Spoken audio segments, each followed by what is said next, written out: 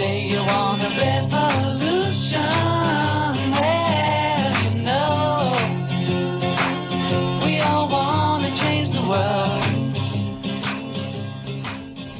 Welcome to a two-part show about the American Revolution, which you have to admit is a fairly fashionable topic these days.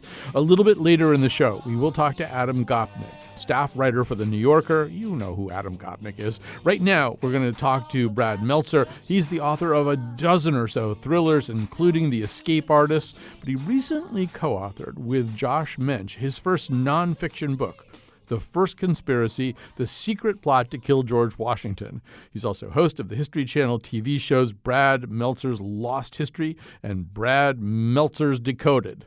Let's get going.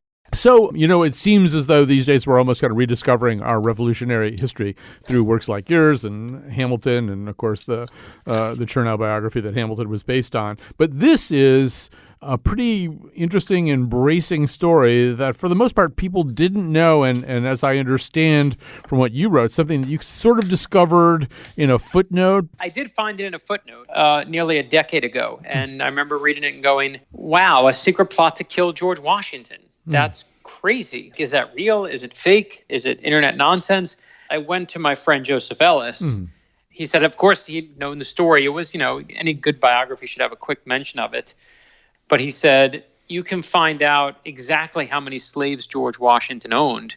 You'll never find all of his spies. So, yes, I think it's a great point that clandestine activities are therefore clandestine. And so records are deliberately not kept. It's much harder to find the normal kind of paper trail you might find in other historical research. So to understand what's going on, I think what we have to do, first of all, is talk a little bit about the colonies on the eve of war in 1776, but very specifically about New York City, which was in many respects not like a lot of the other colonies and not particularly consistently sympathetic with the patriot or rebel cause.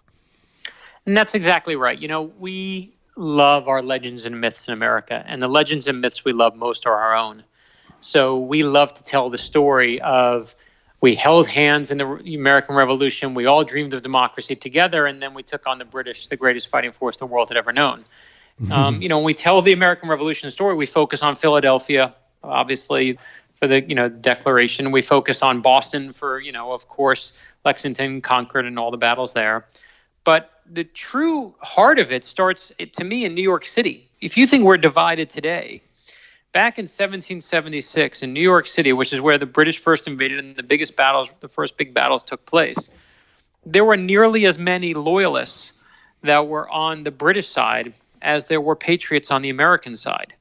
Dave McCullough himself, I think, and I agree with his take, is that 30% of the people wanted democracy. 30% really wanted to stay under the king. They were like, why bother? It's let's just make a better trade deal and a better tax deal. And another 30% was indifferent. So almost exactly where we are today. And we didn't even have back then one uniform. Some people were showing up in work shirts to fight.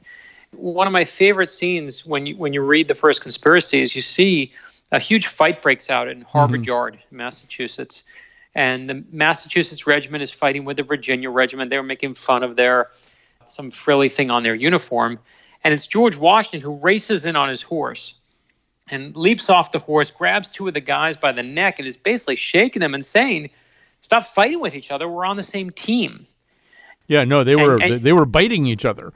Not a good moment for us. No. So, and New York is a real problem, too, because, I always say that you can sort of do the equivalent of a weather map at the time. And so the darkest color for loyalist or Tory sympathy really would be New York City. And I'm sitting here in New England. So as you spread east and north, it becomes much more mixed precipitation with patriot and rebel sympathies the closer you get towards Boston. But yeah, certainly New York City and some of the areas here in Connecticut close to New York City were heavily Tory. And I think another thing that your book does a really good job of bringing out, as you just said, this is a group of colonies going up against what was almost undoubtedly the most superbly trained fighting apparatus in the world.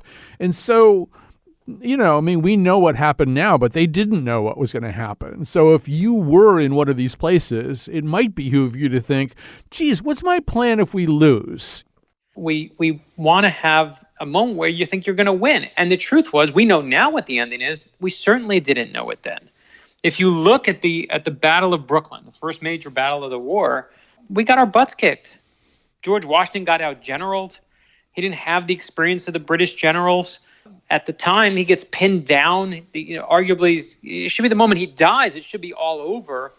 And Washington has this wonderful moment where, he plans a daring escape in the middle of the night, and that's wonderful. But make no mistake, we are not thinking, oh my gosh, we're the best at this. If anything, we're getting beat and we're retreating, and we're getting beat and we're retreating. And when that happens, it's an opportunity for the other side. And that's exactly what happens here. You have the former governor under British rule, a man named Governor William Tryon in New York. And you have the former mayor of New York under British rule, a man named Mayor David Matthews. And the two of them basically start going in on the Patriot side and saying, who wants to join the other team? And we'll give you money. And you have to also understand, when people who are being paid are suddenly not being paid because they run out of money, or suddenly realize there's not enough gunpowder to go around, and realize, wait, it's winter and we don't have any shoes. And so those people become opportunities for the other side to say, hey, you want to join the winning team.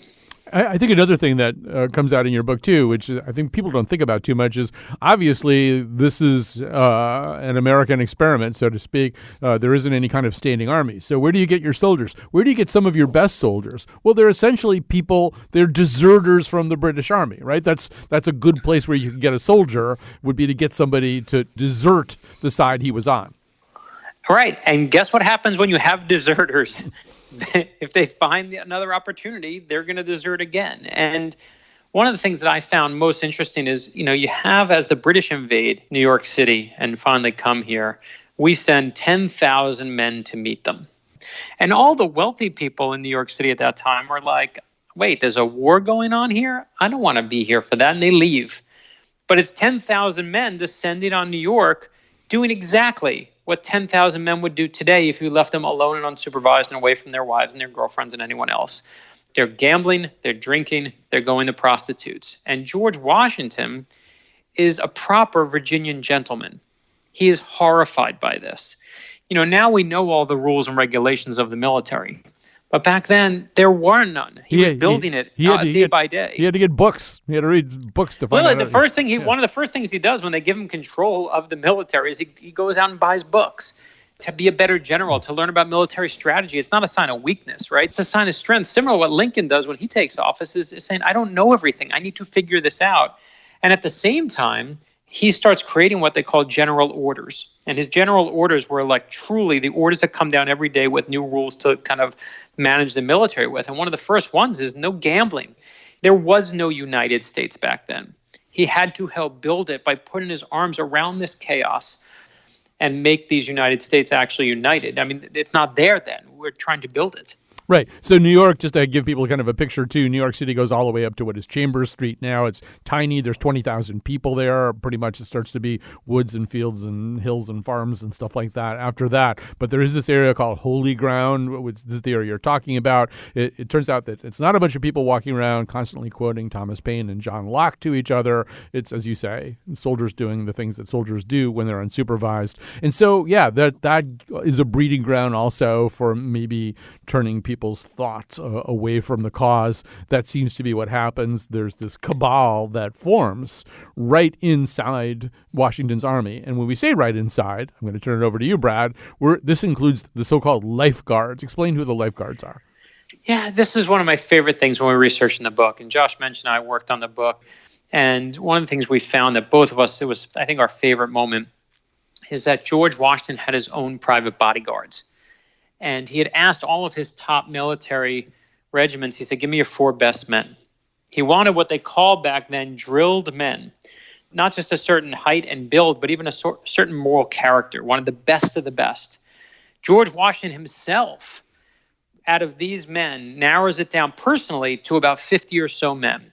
They become what's called the general's guards, the commander's guards, but the name that sticks is, as you said, the lifeguards, because one of their jobs is to guard George Washington's life. They guard his papers, they guard the money, but they're guarding George Washington's life. And these are the men who turn on George Washington. These are the men who become involved in the plot to kill George Washington. And it's a moment that is devastating for George Washington. Yeah, so devastating. I think it's sort of hard for reasons that will become clear when people read the book. It might even be just clear that you could intuit them right now. He can't tell a lot of people once he knows about this problem, but you almost sense from some of the writings, some of the messages that you quote in the book that he's almost a little embarrassed by the fact that this plot, this traitorous plot that exists within his own ranks includes the idea of killing him. It seems probably almost an article of shame for him. Now, at the time of the Kennedy assassination, Lee Harvey Oswald called himself a patsy and a fall guy. This story, although this cabal, this group, it's a fairly large group of people, but only one person gets executed, and he is one of these lifeguards, and he lists as his residence Wethersfield, which is, 10 miles from where I'm sitting right there. Right now. Yeah. So tell us about Thomas Hickey.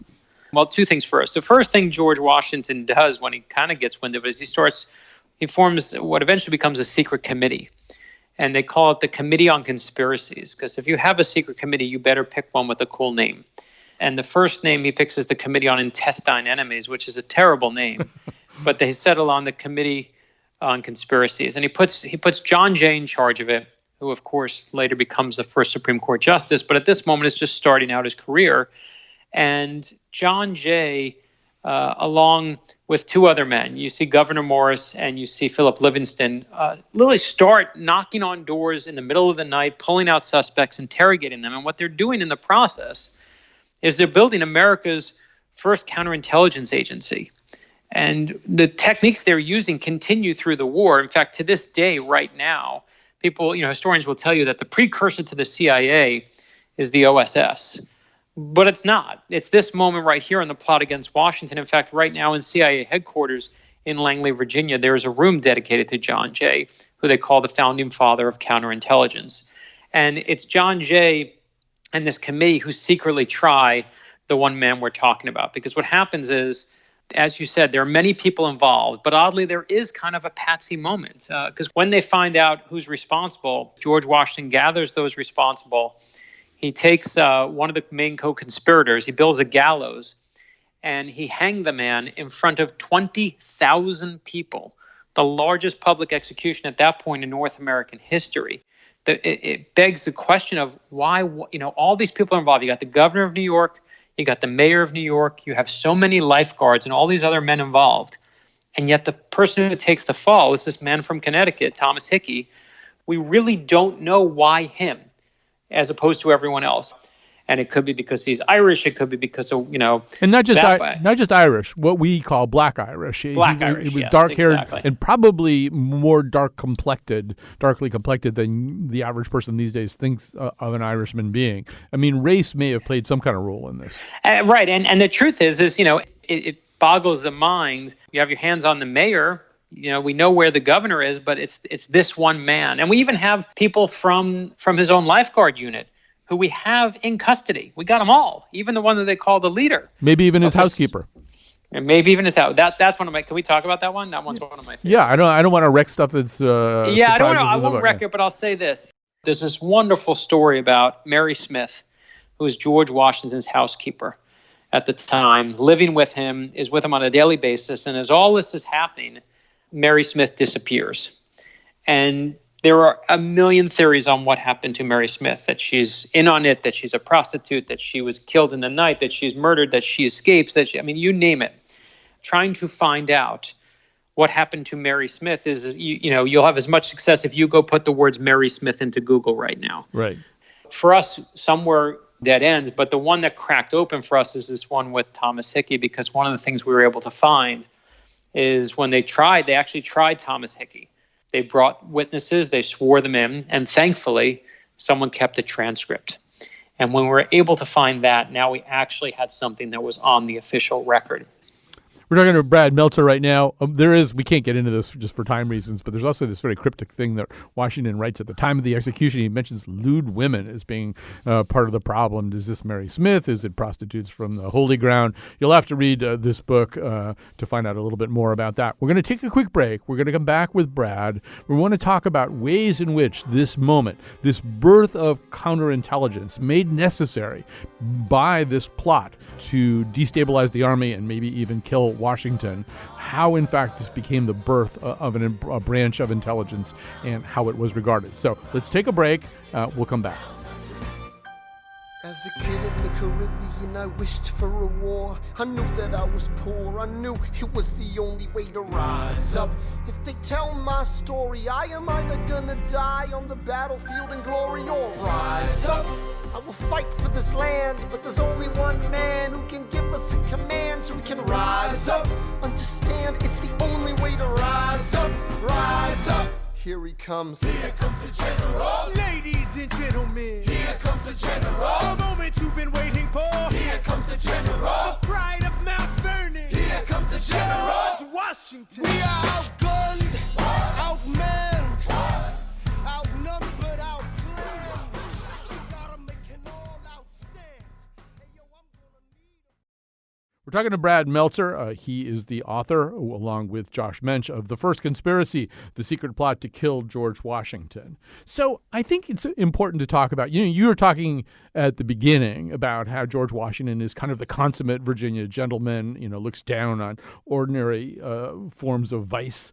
But there's also, at this time, there's almost a little bit of a prejudice against the idea of espionage and spying. Washington and other leaders at the time sort of thought, well, it's just something that gentlemen do. They don't spy. Gentlemen fight differently than that. And so this is something that they have to learn, pretty much as they go. And they're not only learning it, but they're learning it on the wrong end of it because the British are spectacular at it. Yes. The British are opening our mail. There's an entire mail espionage program that goes on, that every letter that's coming in and out of the colonies is being read by the British. So they know exactly what's going, because it's not like you can send it in secret, in Twitter or Facebook. I mean, there's one way that information is going in and out. There's no phones. And they have a total control of it. The truth is, regardless of whether Washington thinks it's below him, regardless if he just is too inexperienced and he's naive about it, he starts this war thinking, oh, of course we need a great offense. We need a way to fight the British. But what he slowly learns, as the British successfully plant a mole inside of the Continental Congress, Washington realizes we don't just need a great offense to fight. We need a great defense too. The British already have their first James Bond. They've got a guy named John Andre who was actually ultimately involved in the suborning of Benedict Arnold. He's in Westminster Abbey. That's how highly they regarded him. Right. They got his remains back from Tarrytown to New York to Westminster Abbey. So they're not against spying. But it is true. I mean, so I'm from Connecticut. That's Nathan Hale country. You talk about Nathan Hale in the book. Hale himself referred to spying as a peculiar service, and he said it was made honorable by being necessary. But, we didn't really have a lot of trained spies in 1776 or the years that follow. Yeah, and listen, that's the Nathan Hale legacy right there, right? When, right now there's a statue of Nathan Hale outside of CIA headquarters. And when Casey took over the CIA years ago. I know this story. You know this story, right? One of the first things he did is he said, why do we have Nathan Hale outside CIA headquarters? He's like, he's the spy who failed. Mm-hmm. He's the one who got caught. And he says that the person who we should have out there is a guy named Benjamin Talmadge, who most people have never heard of. But, obviously in your part of the world, many have. But Benjamin Talmadge is, of course, part of George Washington's secret spy ring called the Culper Ring. And it takes them, over a century before anyone even figures out that the Culper Ring exists. And he's like, that's someone who you want to make a statue of, the guy who keeps the secrets, who lives and who escapes. But what Nathan Hale represents, though, is our early learning on how to even get this done. Because we certainly, as you said, we don't know how to do it. And it's John Jay who becomes, he's just particularly great at it. There's no training. There's no manual that we have in 1776. John Jay is just sneaky enough and smart enough and savvy enough to realize, wait, I'm good at this. And in fact, at the end of the war, he's so good at it It's why George Washington says to him, listen, pick whatever position you want in the cabinet, it's yours. And John Jay selects the Supreme Court. But it's not because he's, spent all of his years, as I thought, as someone who went to law school. I just assumed, well, that's what he did. He spent most of his years working as the spy master. One thing, actually, I'm going to be able to tell Brad Meltzer something that he probably doesn't know, and that's not easy to do. Brad Meltzer is with us, the author of The First Conspiracy, The Secret Plot to Kill George Washington. So among Hale scholars, there was this theory, never amounted to very much, but there's, first of all, a question about why after Hale died, no gesture of condolence or commendation was ever made to his family. The government really in no way would really acknowledge his sacrifice. And one theory was that Hale wasn't really alone, that he was part of a little bit more of an operation, a little bit of a spy ring. And you do write and talk about the Culper ring, as you just said, which is what follows after that. And there are theories that the Culper ring, maybe if it doesn't exist exactly by that name, that there's kind of a through line from 1776 to the present in the world of espionage. Talk a little bit about what you've heard or what you think about that. Yeah, there is a guy named, his last name is Nagy, Nagy, and I'm just blanking on his first name, who actually wrote a wonderful book about all the different spy rings that George Washington had. They certainly were not limited to just the Culper ring. But what you see and what they develop over time is amazing. They start out in this plot against Washington, and they're really, even before it starts, even before they get wind of it, they find out that one of their closest confidants, one of Washington's close confidants, is on the other side. And he's sneaking information and he's sending it in secret messages. And they intercept one of these messages.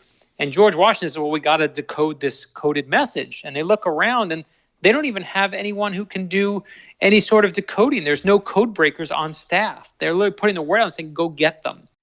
And then they slowly realize, okay, how do we send coded messages? And we all know that if you have, and we've all seen invisible ink where, you write in some form of lemon juice and you heat the paper and then, the letters bloom to life. That's a terrible, terrible invisible ink because all you need to crack it is a match. And what they invent is what they call the insufferable stain, which is what really amounts to a chemical process. They call the agent and the reagent. And they basically realize, here's what we're going to do. Colin, you're going to have the agent. You're going to write in the agent to me. And I'm going to have a totally different formula called the reagent. And when I get what you send to me, I'm going to color the piece of paper and then it's going to bloom to life. It can't be cracked unless you have the other piece of it. It's a genius idea. To this day, the CIA still says that they use a version of it. So, Brad Meltzer, we're running out of time here, and there's one thing that I wanted to just quickly explore with you because it's quite touching. So, you're an unusual author in that you can get both Bill Clinton and George H.W. Bush to blurb your book. But it's more than that. You actually, as I understand it, read from this book to the 41st president towards the end of his life. Can you just say a little bit about that? Yeah, this was an incredible moment. So what happened was, we were honoring Barbara Bush's work and all she had done with literacy. So to honor her, I went to Kennebunkport, Maine, and this was a couple months ago. Of course, at that point, we knew what was happening to President Bush, and they had told me that they were inviting some of his favorite authors to come read to him. And they asked me if I would come read, and I was, of course, I said I would be honored to. And I got there, and they warned me. They said, listen, we just want to tell you that he's only going to be awake for about 10 minutes. He's going to fall asleep because he's sleeping most of the days these days. So we go into the room, and it's my wife and myself. It's President Bush and his service dog, Sully, Secret Service leave. That's all that's there. And on his desk are about 5 or 6 books stacked up. And one of them is a copy of my book, The First Conspiracy, is on there. I had sent them a copy about a year ago to blurb it, but it looks like this thing has been read. And I say to him, sir, you want to read this? And he says, because at this point he can't really speak. He can nod and kind of give you a And as I'm reading, within 10 minutes, again, he starts falling asleep.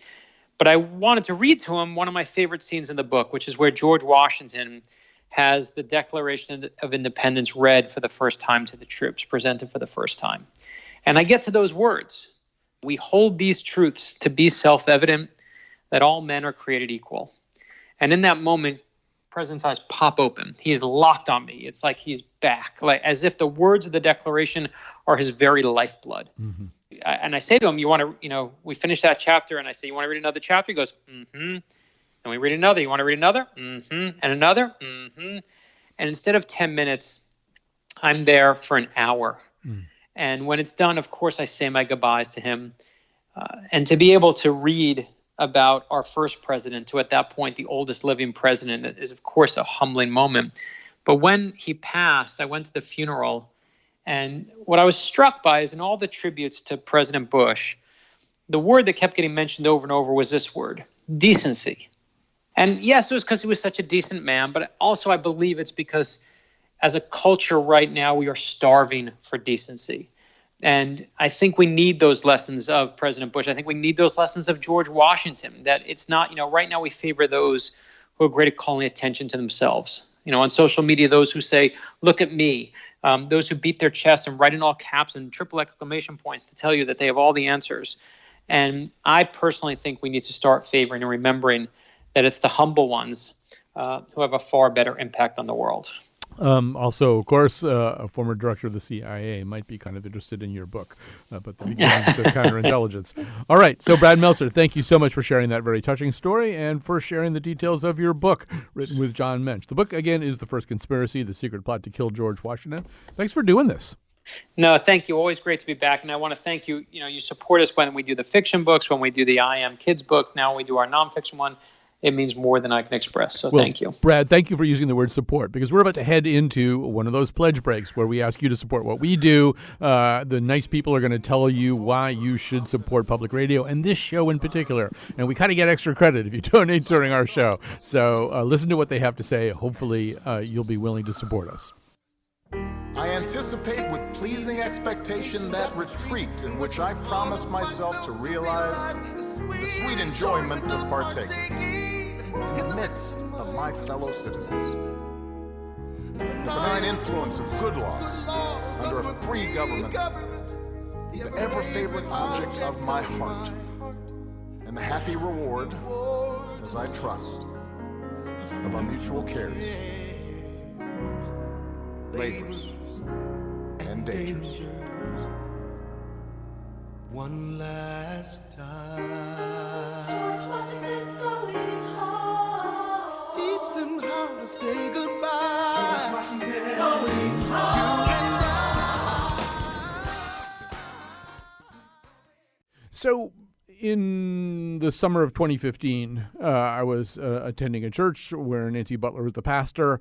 She was talking about the just war doctrine, which is developed by Augustine and Aquinas. Really goes back to the Mahabharata in some ways, a very old notion of when war is or is not just.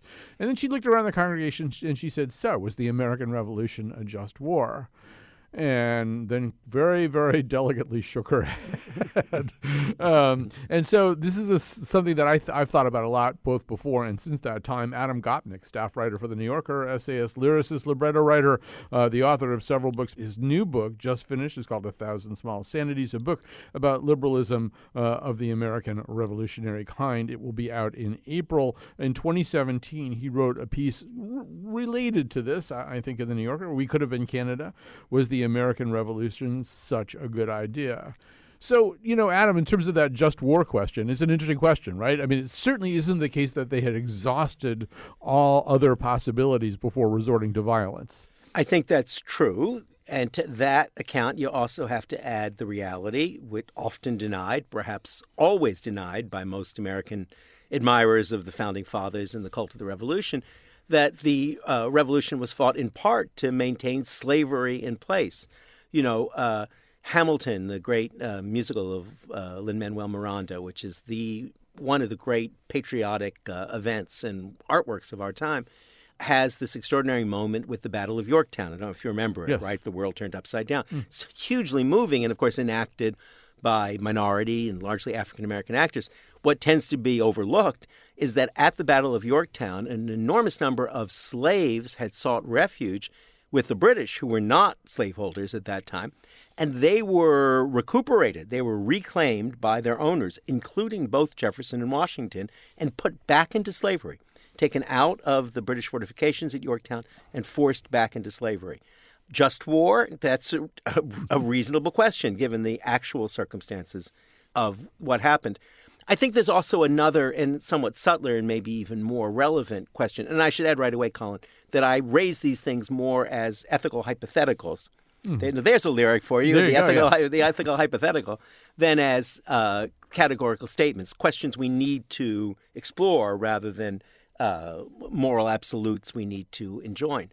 But I do think it's also the case that, and there's a very good book by Connecticut, a Yale guy named Justin de Rivage about this, that far from being a revolt of democracy and freedom-minded Americans against monolithic, tyrannical Britain, that this was a revolt fought by, so to speak, the left, the more egalitarian side, what someone has called the radical Whigs, on both sides of the Atlantic, which happened to take one turn in this country and another turn in another country. I am, as you may know, Colin, Canadian by upbringing. And Canada, of course, which eventually would reach a situation of civil liberties and domestic freedom in every way equal to that of the United States, it all happened through peaceful evolution, as it did as well in Australia and elsewhere. And those are the kinds of questions I think we need to ask, not to undermine the achievements or, in many respects, the beauty, the moral beauty of the American Revolution, but to remind ourselves that no moral beauty is sufficiently unblemished not to need some examination. Right. I mean, one of the points you make in the piece is that had the other side, the more authoritarian Whigs, prevailed, probably or very possibly slavery might have been sort of phased out in a different way. I mean, Britain obviously got ahead of us in opposition to slavery, probably because slavery was so successfully hived off in the former colonies by the Revolution. Yeah, to the West Indies from a commercial point of view, even more significantly at that moment than in America. But yeah, I mean, those are questions that are worth asking. Or let me put it around the other way, Colin. The question maybe worth asking is what is it about the American Revolution once you accept the human reality that it was far from a pristine revolt of egalitarian liberals against a monolithic tyranny on the other side. Once you accept the inevitable human premise that it was one fallible side against another fallible side, good question is, all right, what was distinct and, if you like, radical, important in the American Revolution that is what we should hold on to? You know, not long ago I did a long piece about, for the New Yorker, where I work as a sharecropper, turning in, they throw books at me and I turn them into my own version of cotton or paper. But in any case, I did a long piece about Frederick Douglass, and I nominated him as the greatest American who's ever lived, and I'm fairly confident in that claim, that nomination. And one of the fascinating things about Frederick Douglass, raised in slavery of an extremely brutal kind, escaped from slavery, is that he was an unqualified admirer of the U.S. Constitution, even though the U.S. Constitution had enabled slavery in its original form.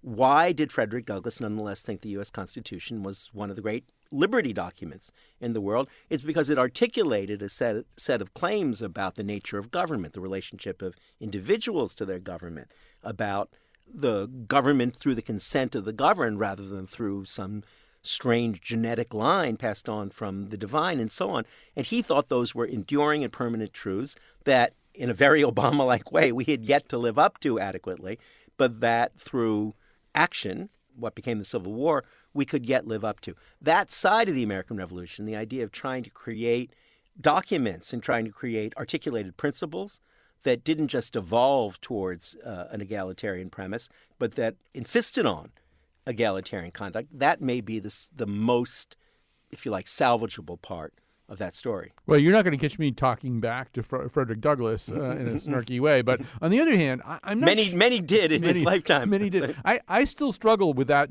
notion of reverence. And you talk in that. I read that Frederick Douglass piece by the way, it was great. But you talk in the Revolution piece about how it's the last bulwark of national myth. Well, I would fold in the Constitution too. I mean, let's keep in mind that if you and I decided to launch some national initiative now, and our plan was that we would have 55 white males, 54 of them Protestant, Protestants and one Catholic meet in secrecy, no freedom of information, no openness whatsoever, and hatch a plan that was infused with quite a bit of day drinking, from what we know.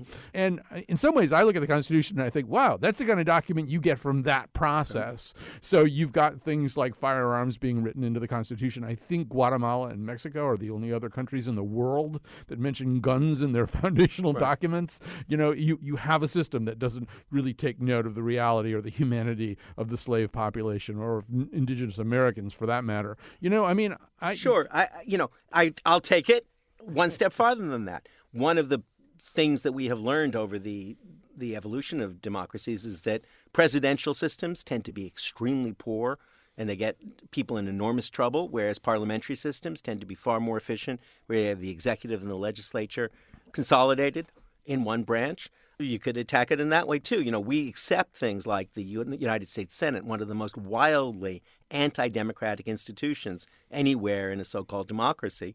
The Electoral College we could go into, and so on. So I think all of those things are legitimate objections. One thing I'd add, though, is that just as one of the reasons not to be reverential or pious about the American Revolution while admiring the intellectual nobility of many of its makers, one reason is because it blinds us from the parallel development and the parallel search for free institutions, for liberal institutions in other countries. That's very much one of the themes of this new book I've got, Colin, 1,000 Small Sanities. One of the fascinating things is to watch how, for instance, in the 1860s, after the American Civil War, the growth of republicanism in France, the growth of consolidation of anti-slavery rule in the United States, the enfranchisement of the British working classes in England, and are all proceeding in lockstep. One thing affects the other. You know, we don't stop to think about it, Colin, very much, but the Statue of Liberty, which we see as the icon, the herald of immigration, is created in France in the 1860s as a salute to the triumph of American republicanism and as an impetus to French republicanism. So all of these things and all of these movements are locked together, the development of even my native country of Canada's independence. And I think that by fetishizing the American moment, the shining city on the hill, we miss all of those parallel human developments that are going on, feeding and inspiring our own. Yeah, I think, you know, the way to look at the American Revolution is as proof that we are both beautiful and dangerous. And I mean, even Hamilton in the second act, it's clear that, slavery, people are going to make sure that slavery stays enshrined pretty much where it is, that we are not going to come to France's aid in their hour of need, that the backroom deal, the room where it happened, you know, a place where three powerful men can come in and forge a compromise without the will and consent of the people being governed is also going to become a fixture. All that stuff is there. But, you know, what you're saying, too, is with that is also this notion of transformation, idealism, and opportunity. I think you cite Gordon Wood in your essay as, you know, that notion of position is something other than purely heritable becomes also enshrined. I was just about to mention Gordon Wood's name. He wrote a wonderful book on the radicalism of the American Revolution. I guess it was a few years ago. It was more like 40 years ago, but it seemed relatively recent. And he makes that case that with all of its flaws and all of its disabilities and all of its injustices, the American Revolution was the first moment since antiquity, and really including antiquity, which tolerated slavery, when the overt claim was made that government rested on the consent of the governed. It wasn't, as it was in Britain, a way of saying, well, we accept that the premises of a monarchy, but we believe a monarchy functions most smoothly and most readily if there's major consultation going on, a kind of blind or surreptitious democracy. No, this was outright declaration that the people had to govern and that they governed not through genetic accident, but the government only worked if it was government of consent. However imperfectly realized that was, Gordon Wood argued, I think with a great deal of eloquence and justification, that was a signal moment in human history and the advancement of human freedom.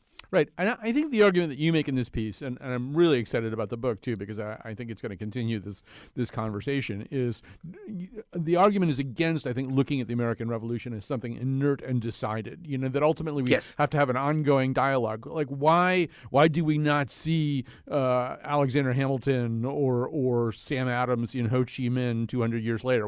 Well, is it because Ho Chi Minh is a radically different kind of personage with more on the line and less in holdings? Or is it because we're not in that conversation with our revolutionary selves?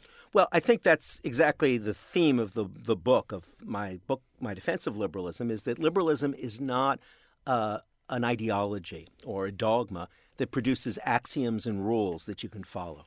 Very much not. It's a temperament, an inclination, a set of desires, a project to move towards a more egalitarian world that alters and changes all the time, and that has to have a corrective conscience. It's capable of looking, as Frederick Douglass looked back at the Constitution, and saying, this is a just document creating an extremely unjust country. And we can count to two. We can say both things at the same time without betraying our allegiance to the principles of our founding, but also without blinding ourselves to the realities of our existence. That's what liberalism is. It's the capacity to be both self-corrective and optimistic.